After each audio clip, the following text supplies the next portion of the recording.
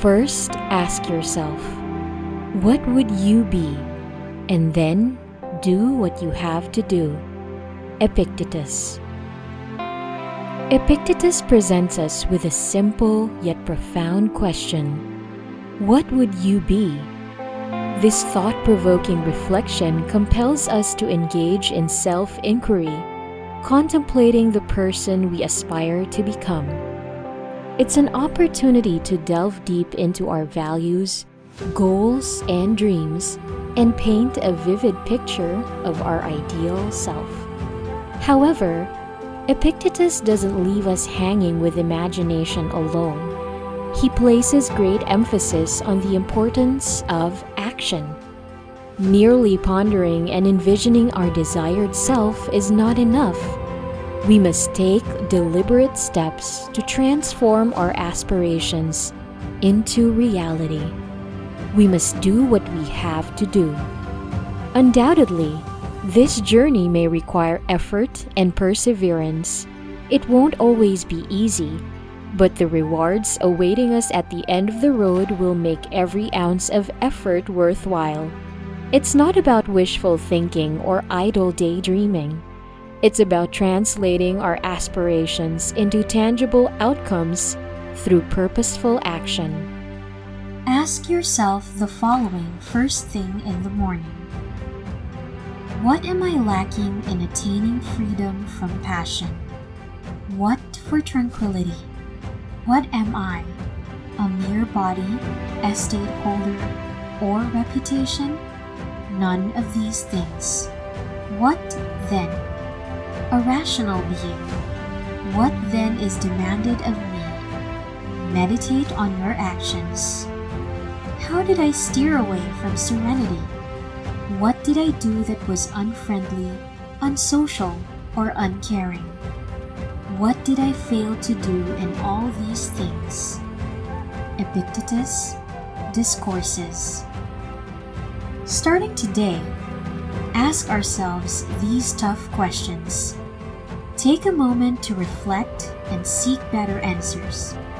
And seek better answers one morning at a time over the course of our life. By engaging with them every day, we set ourselves on a path of self-improvement and a deeper understanding of ourselves. Let us examine our actions, both the positive and the negative. Identify areas where we can improve and make conscious choices that align with our values. Remember, this ritual isn't a one-time thing. It's an ongoing practice. As we drink our coffee, let it boost our morning, while it becomes a sanctuary for our self-reflection and a springboard for a more fulfilling life. Do I not destroy my enemies when I make them my friends? Abraham Lincoln. When we find ourselves in conflict with someone, perhaps an enemy who has wronged us, or someone we strongly disagree with, it can feel impossible to fix things. The weight of their mistakes can be overwhelming. But here's where Abraham Lincoln comes in with a different perspective. Destroy enemies by making them friends.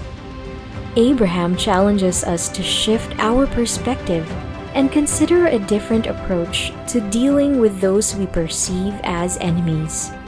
Let's think about it. How often do we hold grudges or resentment towards others? What if instead of seeking to destroy our enemies, we choose to make them our friends?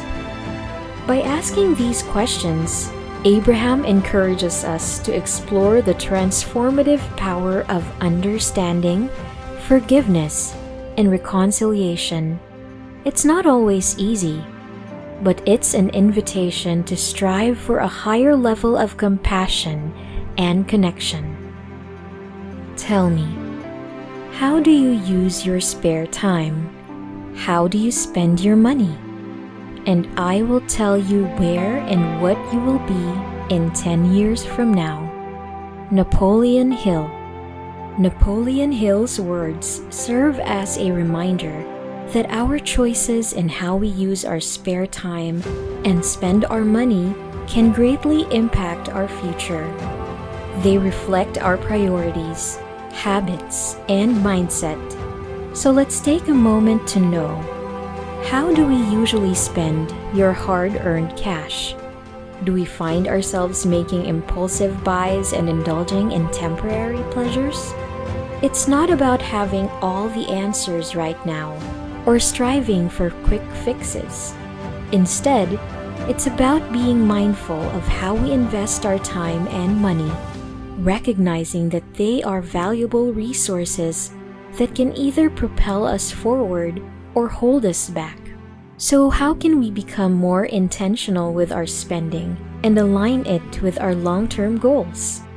By practicing conscious consumptions and avoiding unnecessary expenses, we can cultivate a healthier financial outlook and enhance our ability to invest in what truly matters to us. By this time, let's distinguish our wants from our needs and prioritize what is essential for our betterment and the achievement of our goals and aspirations.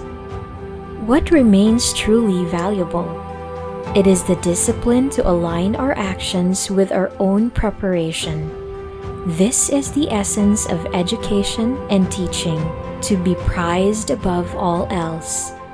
Embracing it fully liberates us from envy, jealousy, and suspicion towards those who possess what we desire.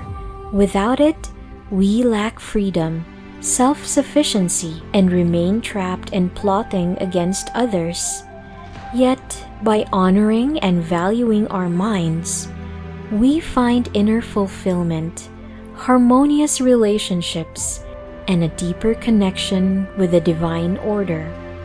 Tell me, what truly matters? Marcus Aurelius, Meditations. Consider the consequences of constantly chasing after desires driven by external pressures. Will accumulating more possessions and achievements truly bring us lasting happiness? The answer is likely no. In fact, it often leads to a life filled with envy, jealousy, and suspicion towards others who have what we desire. Instead, Marcus Aurelius encourages us to prioritize what truly matters to us. The allure of material possessions, social status, and external achievements can be tempting, but he reminds us that these pursuits often lead to emptiness and discontent. When we prioritize what truly matters to us, when we have self-respect for our own minds and prize our own values, a remarkable transformation occurs. We find ourselves in a better harmony with our fellow human beings, connecting on a deeper level that aligns with our values and brings us genuine satisfaction of happiness.